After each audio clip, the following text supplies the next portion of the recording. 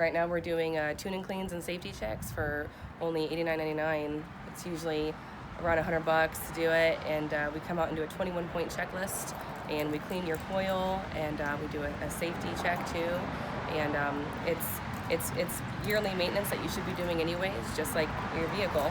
You know, you maintenance your vehicle, you should maintenance your equipment. Your heating it's going to save you money in the long run. That's exactly what it's for. It's going to increase the life of your equipment, and it's going to operate more efficiently, which means less dollars coming out of your pocket going to the energy company. So It just makes sense in all ways. You don't not change your oil. You change your oil a couple of times a year. It's just a normal thing that we've all learned to do. But equipment like HVAC and plumbing, it gets ignored a lot of times in the basement. People don't think about it.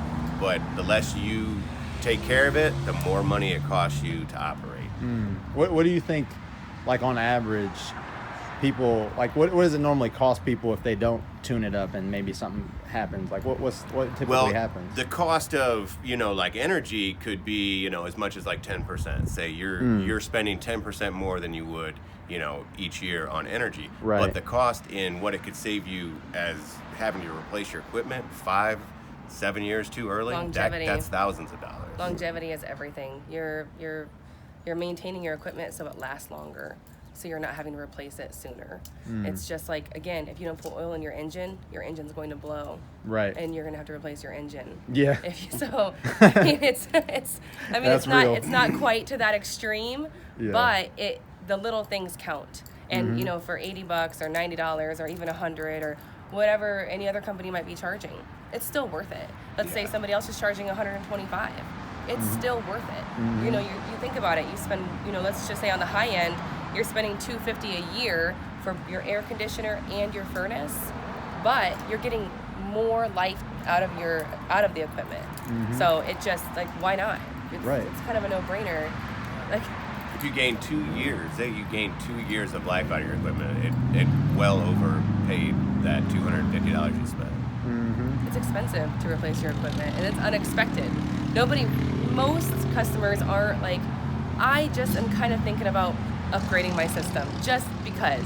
Right. It's typically, oh shoot, it broke down in the middle of the summer and it's 101 degrees out with the humidity index of 96, 96%. And then when everyone's calling for that same thing, I'm sure it's hard to help everyone at once. It happens every year. Every year with the summer season and the winter season, it happens like that.